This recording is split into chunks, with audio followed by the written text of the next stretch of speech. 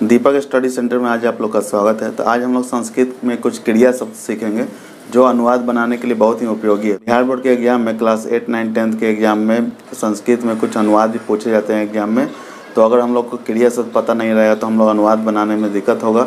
तो आज हम लोग क्रिया शब्द के बारे में पढ़ेंगे। क्रिया शब्द मतलब कौन कौन से होते हैं उसका कुछ सीखेंगे जो अनुवाद बनाने के लिए हम लोग को ज़्यादा उपयोगी होती है। तो जैसे कि पहला हम लोग का है पठ। पठ का मतलब होता है पढ़ना। दूसरा है हम लोग का लिख। लिख का मतलब होता है लिखना। तीसरा है धाव। धाव मतलब होता है दौड़ना। पश से मतलब होता है देखना।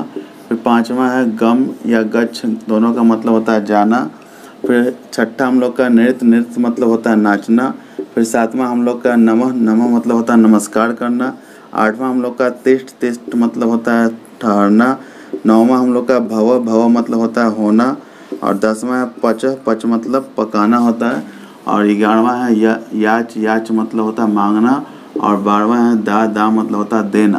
तो इस पर हम लोग का कुछ अनुवाद आता है। जैसे राम खाना खाता है तो यहाँ खाना का हम लोग को पता होना चाहिए, या वह दौड़ता है तो दौड़ना का हम लोग को पता होना चाहिए कि दौड़ना क्या होता है। जैसे दौड़ना का धाव होता है। जैसे राम दौड़ता है तो रामः धावती, ऐसे हम लोग लिखते हैं। तो यहाँ पर शब्द अगर पता रहे तभी हम लोग अनुवाद बना सकते हैं। तो क्रिया शब्द जानना जरूरी है। तो संस्कृत में कुछ और भी शब्द है जो अनुवाद बनाने के लिए बहुत ही उपयोगी है। तो वैसे शब्दार्थ को हम लोग जानते हैं। जैसे अपि मतलब भी होता है, और च मतलब और होता है, मम मतलब मेरा होता है, अस्माकम मतलब हमारा होता है, अत्र मतलब यहाँ होता है, तत्र मतलब जहाँ होता है, फिर किम मतलब क्या होता है, कदा मतलब कब होता है, कथम मतलब क्यों भी होता है और कैसे भी होता है, भव मतलब होना होता है। तो संस्कृत में कुछ और भी शब्द है जो अनुवाद बनाते समय ज़रूरत पड़ती है, तो वो हम लोग देखते हैं। पहला है नदी।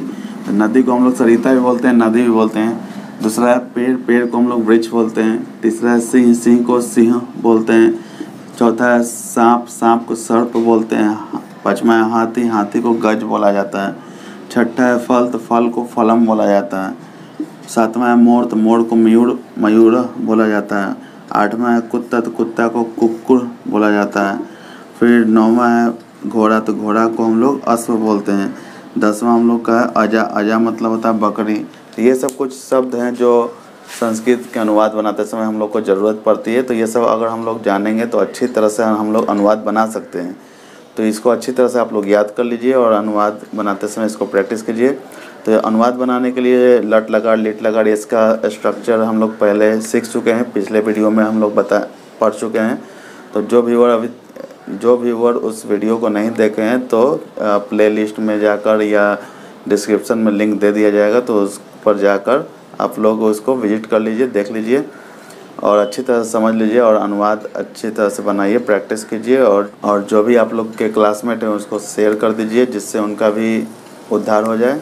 और जो व्यूअर अभी तक चैनल को सब्सक्राइब नहीं किए, चैनल को सब्सक्राइब कर दीजिए और बेल आइकन ज़रूर दबाएं जिससे कि उसका नोटिफिकेशन आगे मिलता रहे। धन्यवाद।